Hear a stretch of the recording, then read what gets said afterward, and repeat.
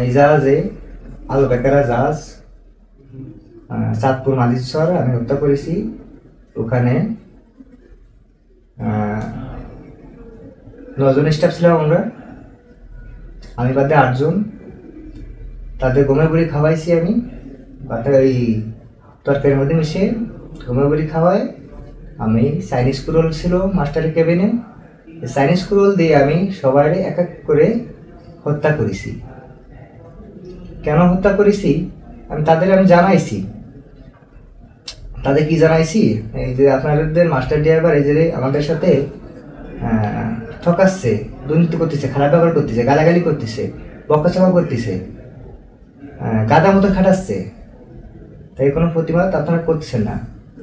তা তারা আমার বলে কি, সব জায়গায় একই রকমই, তারা আমাদের বলে কি প্রতিবাদ করলে নামা দেবে, নামা দিয়া তো মগের মূল্য বলেই নামা দেওয়া হয়ে গেল। এটা নামাতে গেলে একটা লোক নামাতে গেলে 3 মাসের বেতন দিয়ে বা বকেয়া বেতন দিয়ে নামাতে হয়। তা এই জায়গায় কিছুই হচ্ছে না। এই জায়গায় ফট করে একটা জাহাজেতে লোক নামা দিচ্ছে, কেমন ধর মামুপুরে আনতে কলা আমার নেমে গেলাম। তো নামা দিয়ে বলো 82 টাকা মারি দিবানি। 82 টাকা মারতে গেলে সারা বছর কেটে যায়, 82 টাকা আটকে যায়নি, এটার কারণে টাকা আসে না। এই 1 বছরের মধ্যে বা 5 মাস 6 মাস 4 মাস বেতন আটকে থাকে। আর এই বেতন পাতে গেলে 3-4 মাস এরকম ফোন দিতে হয়। তাই এই ফোন দিতে দিতে যে ফোনের টাকা যে খোয়া ফেলায়, এটা বেতন আলাদাভাবে আরেকটা হয়ে যায়। তারপরেও মাস গেলে বেতন ফেটায়, যদিও কোনো জাজে ফেটায়, তা পুরোপুরি বেতন কেউ ফেটায় না, হাফ ফেটায় বা 3 ভাগে 1 ভাগ ফেটায় বা 4 ভাগে 3 ভাগ ফেটায়, এরকম।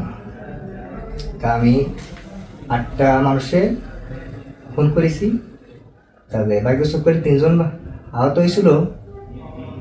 তা 3 জনের মধ্যে 2 জন হসপিটালে যাবে মারা গেছে শুনেছি, আর একজন মনে হয় এখনো বাইসে আছে। তা যদিও সে বাইসে থাকে, তার কাছে আমি একটা জিনিসই বলি, আমি আপনাদের অনেকবার বলেছি, আপনারা শোনেননি কোনো একটা কথা বলতে। আপনারা বইতেছিলেন যদি চাকরি হারায় যায়, আর যদি জীবনে না থাকে তাহলে চাকরি দেখে হবে। আমরা যখন সমুদ্র ফাড়ি দিই তখন তো জাহাজটা ডুবে যায়, মরেও যেতে পারি আমরা, এর তো কোনো গ্যারান্টি নাই। আর মরে গেলে কি হবে, ওই মৃত্যু কামনা করে চলে যাবে, শেষ। তাছাড়া তো কিছু না।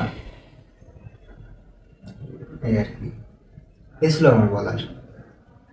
তা আপনারা মেনু জগৎ বলতি না, সব কিছু ওই জায়গায় সব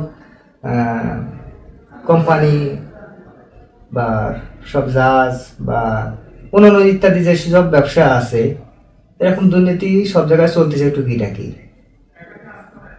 তাই সব দুর্নীতি চললে আমাদের মতন শ্রমিকরা আমাকে এই 2টি টাকার জন্য আমরা আসি ফ্যামিলি থুয়ে, কেউ মানুষ থুয়ে দূরে চলে আসি, যদি ফ্যামিলি খুশি থাকে জানো। তাই সেই ফ্যামিলির তো খুশি রাখতে পারি না যে স্যালারি পাই, আর এই স্যালারির মধ্যে যদি 2-3 মাস বেতন আটকা থাকে, তাহলে ফ্যামিলি খুশি রাখবো কীভাবে? তারা তো না খেয়ে মরে থাকবে। আর এখান থেকে আমরা যদি আরেকটা জায়গায় যদি যাই, আমি কখনো যায় বলতে এরকম তো অনেকে যায়, এই জায়গায় তো চাকরি চাই, আরেকটা জায়গায় গেল, ওই জায়গায় যায় যদি 2 মাস 3 মাস বেতন আটকা থাকে, মোট যোগ হলো কত? 6-7 মাস বেতন আটকা।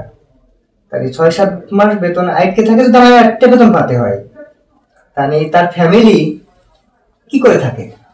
আমার একটা জিনিস বুঝলাম, বুঝছেন? আর আপনারও একটা জিনিস ভাবেন, তা আমার হয়তো জেল হবে, নয়তো নিশ্চিত ফাঁসি হবে। তাহলে আমার আইডিয়া ছিল বলার, আইডিয়া বললাম। আল্লাহ হাফেজ, ভালো থাকেন আপনারা সবাই।